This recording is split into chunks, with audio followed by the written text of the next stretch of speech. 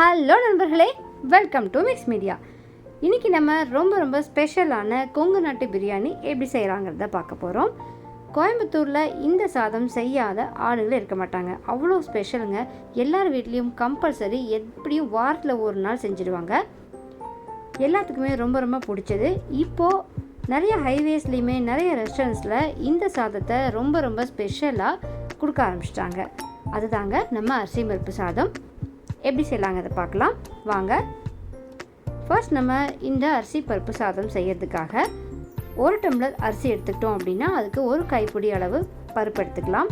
பருப்பு அப்படின்னா நீங்கள் துவரம்பருப்பு எடுத்துக்கலாம், இல்லை பாசிப்பயிறு, இல்லைன்னா தட்டைப்பயிறு, எது வேணால் போட்டுக்கலாம். எல்லாத்தையுமே அரிசி கூடையே சேர்த்து நீங்கள் ஊற வச்சுக்கோங்க. இப்போது நம்ம குக்கர் வச்சுருக்கோம். குக்கரில் கடலெண்ணெய் ஊற்றிக்கலாம். ஆயில் நல்லா காஞ்சதுக்கு அப்புறமா கடுகு போட்டு பொரிஞ்சதுக்கு அடுத்தது சின்ன வெங்காயம் இல்லைன்னா பெரிய வெங்காயம் ஆட் பண்ணிக்கோங்க. அது கூட 1 கைப்பிடி அளவு நீங்கள் பூண்டு சின்னதாக கட் பண்ணி ஆட் பண்ணிக்கலாம். இதில் சின்ன வெங்காயம் இல்லைன்னா பெரிய வெங்காயம் எது வேணால் யூஸ் பண்ணலாம். ஆனால் ஆத்தென்டிக் ஸ்டைல் என்ன அப்படின்னா சின்ன வெங்காயம் தான் போடுவாங்க. அதுதான் இந்த கொங்கு நாட்டு ஸ்டைல் பிரியாணிக்கு ரொம்ப ஸ்பெஷலாக இருக்கும். ஸோ எது வேணுமோ அதை ஆட் பண்ணிக்கோங்க. கூடவே 2 வரமிளகாய், கொஞ்சமாக கருவேப்பிலை ஆட் பண்ணிவிட்டு 1 ஸ்பூன் ஜீரகம், இது எல்லாமே ஆட் பண்ணி நல்லா வதக்கி கொடுத்துருங்க. நல்லா வதக்கி கொடுத்ததுக்கப்புறமா நம்ம சில்லி பவுடர் ஆட் பண்ணிக்கலாம்.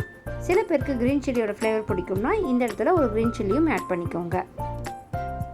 அடுத்ததான் மஞ்சள் தூள், இது எல்லாமே ஆட் பண்ணி நல்லா வதக்கி கொடுத்துருங்க. இந்த அரிசி பருப்பு சாதத்தையே சில பேர் மசாலா மாதிரி இஞ்சி பூண்டு ஃப்ளேவர்லாம் வரட்டும்னு சொல்லிட்டு ஆட் பண்ணி செய்வாங்க. ஆத்தென்டிக் ஸ்டைல் என்ன அப்படின்னா இதெல்லாம் எதுவுமே ஆட் பண்ணாமல் செய்வாங்க. அதுதான் இதனுடைய நேச்சுராலிட்டி.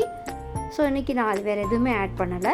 ஜஸ்ட் இதை வெங்காயம், தக்காளி, சில்லி பவுடர், அவ்வளோதான். அடுத்ததாக சின்னதாக கட் பண்ணி வச்சுருக்கிற தேங்காய். இந்த அரிசி பருப்பு சாதத்தில் இந்த தேங்காய் தாங்க ஹைலைட்டு. இதை ஆட் பண்ணி செஞ்சோன்னா தான் நமக்கு நல்ல ஃப்ளேவர் அண்ட் டேஸ்ட் கொடுக்கும். நம்ம சாப்பிடும்போது அந்த தேங்காய் வாயில் கடிப்படும் பொழுது நல்லாயிருக்கும். அதுக்காக இதை ஆட் பண்ணிக்கோங்க. எல்லாமே ஆட் பண்ணி நல்லா கலக்கி விட்டதுக்கப்புறமா நம்ம வாட்டர் ஆட் பண்ணிக்கலாம். 1 கிளாஸ் அரிசி எடுத்திருக்கோம் அப்படின்னா அதுக்கு 3 கிளாஸ் தண்ணி, கூடவே நம்ம 1 கைப்பிடி பருப்பு ஆட் பண்ணியிருக்கிறதுனால அதுக்காக கொஞ்சமாக சேர்த்து தண்ணி ஆட் பண்ணிக்கோங்க. டேஸ்ட்டுக்கு ஏற்ற அளவுக்கு சால்ட் ஆட் பண்ணிக்கோங்க. ஆட் பண்ணி நல்லா கலக்கி விட்டுட்டு நல்லா கொதித்து தண்ணி வரட்டும்.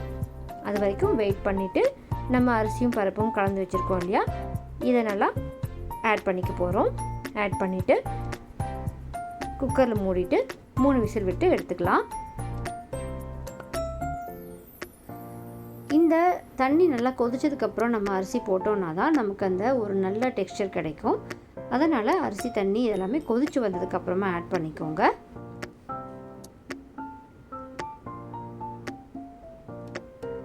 இந்த ஸ்டேஜில் நீங்கள் கொத்தமல்லி தழை இல்லை புதினா அதெல்லாமே ஆட் பண்ணலாம்.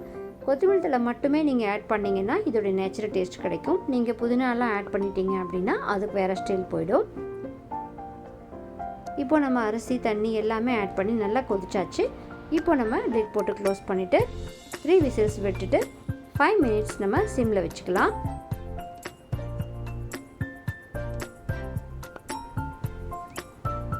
இந்த அரிசி பருப்பு சாதம் எடுத்ததுக்கு அப்புறமா நம்ம கோகோனட் ஆயில் ஆட் பண்ணிக்கலாம்.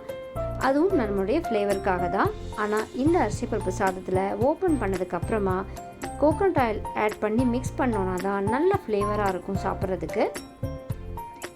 எங்கள் வீடுகளெல்லாம் எங்கள் பாட்டிங்க இந்த சாதம் செஞ்சுட்டு எல்லாத்தையும் வட்டமாக உட்கார வச்சுட்டு நல்லா அந்த கோகோனட் ஆயில் போட்டு மிக்ஸ் பண்ணி நல்லா நிலாச்சோறு மாதிரி உட்கார சொல்லிட்டு கொடுப்பாங்க. சூப்பராக இருக்கும்.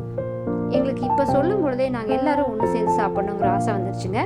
நீங்களும் இதே மாதிரி ட்ரை பண்ணுங்கள். வீட்டில் எல்லோரும் ஒன்றா சேர்ந்து உட்காந்து சாப்பிட்டு பாருங்கள். ரொம்ப சூப்பரான அண்ட் சிம்பிளான சமையல்.